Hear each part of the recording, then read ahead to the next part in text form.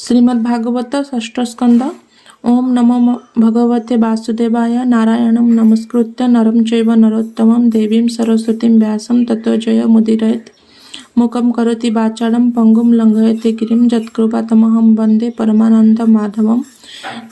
निगमकल्पतरोगलितं फलं सुखमुखादमृतद्रव संयुक्तं पिबत भागवतं रसमालयं मुहुरहो रसिका भुवि भावुकाः। प्रथम अध्याय राजवाच। सुखचरणे प्रणमित होई बोलंती परीक्षित आद्यरे भगवान ब्रह्मा अष्ट ऐश्वर्यरे सीमा निवृत्ति मार्गे जा कहिले ता जोगेश्वर न जानिले। स्त्री समूहे सृष्टि पूर्ण प्रकृति सृष्टि नुहे गुण जे नाना अधर्म लक्षण नरक मानक वर्णन आदि स्वयंभू मनु ठारू बिहिले जेते मनंतरु हे प्रिय व्रत राजेश्वर उत्तान पाद राजांकर वंश चरित एहांकर दीप बरस महीधर नदी उद्यान सिंधु वन पृथ्वी मंडलर स्थान चंद्र तारका आदि करी भाग विचारी अनुसरी एमंत प्रकारे ईश्वर सर्जिले अनेक संसार नाना प्रकारे जे नरक प्राणी संचरती अनेक विशेष करी महाभाग कह अनुरागे मो आग। श्रीशुक उवाच।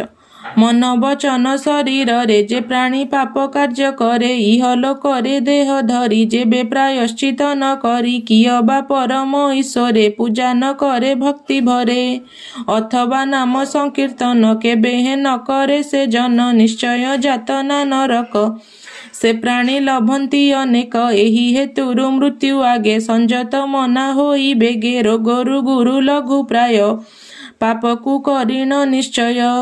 प्रायश्चित पाई जतन करिब नहिब विमन एही प्रकारे से अनेक भोगर दीक्षा से जेतेक गुरुंक मुखु दीक्षा जानी निदान कथा परिमाणी। राजवाच। पाप नरक तम पथे आश्वास जुत हृद गते पाप हित परिमाणी तथापि विषय रे प्राणी पापरे होई प्रवर्तित किंपा करई प्रायश्चित केबे पापरु निवर्तई पुणी ही पाप आचरई एथु अंतरे प्रायश्चित हुए कुंजर स्नान बत। श्रीशुक उवाच।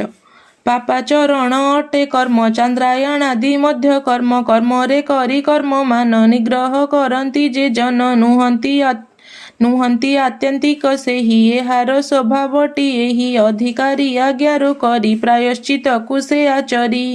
सुपथ्य ग्रास जे न करे ताहाकु व्याधि पीड़ा करे एहि नियम जे करती कर्मे कल्याण से लभंती तपस्या जम नियम रे समदम शौच त्यागरे सत्य ब्रह्मचर्य दीक्षा रे ज्ञानी चिंतती निरंतरे देह वचन बुद्धि घेनी श्रद्धा विनये महामुनि जे सने दहई सकल वृक्ष घर सणे अनल केही केवल भक्ति करी गोविंद पाद जे सुमरी अशेष अघ करी नाश हिमे जे सनेर वित्रास हे राजा अघवंत जेहि तपे पवित्र नहे सेहि एमंत कृष्णर विषये प्राणे अर्पित जे बाहुए सुशील साधु जेउ जन नारायण रे परायण ताहांक पथे जेउ जन लोकर कल्याण कारण राजेंद्र शुण परिमाणे कृष्ण विमुख जेते प्राणी ताहांक तपे जेते फल सकल हुई निष्फल कृष्णर पाद पद्म दुई ता गुण अनुरूपे होई जे एका बेले बोले नाम स्वप्ने से न देखई जम जादूते पापर जुधारी न देखे चिन्ह ताहां करी जे इतिहास पुरातन कहिबा शुण सावधान विष्णु समन दूतंकर कह आंभकु समाचार कन्याकु भुज नामे देश अजामिलर तहि बास आश्रमे द्विज से बोलाई स्वभावे दासीपति होई सदाचार को नष्ट करी दासीर संसर्ग आचरी कितब चौर्यपणे थाई कुश्चित कर्म आचरई एमंते केते दिन गला ताहार पुत्र उपुजिला सेनक्रे थाई दासपति पुत्र पालने सदामती 88 बरसे ताहार काल होइला नृपवर वृद्ध बयसे तार पुत्र होइला 10 परिमित कनिष्ठ पुत्र नारायण पितार आनंद कारण ताहार चित्त तार तहि अन्यत्र केबे हे न देई बालक भावरे कोमल କଳ କହଇ ବଚନ ମଞ୍ଜୁଳ ତାହାର ଲୀଳାମାନ ଦେଖି ହରସ କେ ପାରିବ ଲେଖି ଭୋଜନ ଜଳପାନ ବେଳେ ନାନା ପ୍ରକାରେ ସୁଖ ଭୋଳେ ବାଳକ ସ୍ନେହ ବଶ ହୋଇ ଅଗ୍ରେ ଭୋଜନ ତାରେ ଦେଇ ମରଣ ନ ଜାଣଇ ମୂଢ଼ ବାସ୍ତୁକ ସ୍ନେହେ ଚିତ୍ତ ଦୃଢ଼ ମରଣ କାଳ ଉପଗତ ତକ୍ଷଣେ କରି ଚିତ୍ତ ହତ ବାଳକ ନାମ ନାରାୟଣ ମତି ନିବେଶିଲା ତକ୍ଷଣ ସମନ ଦୂତେ ପାଶ କରେ ମିଳିଲେ ତାର ସମୀପରେ ଉଚ୍ଚ ପୁରୁଷ ଭୟଙ୍କର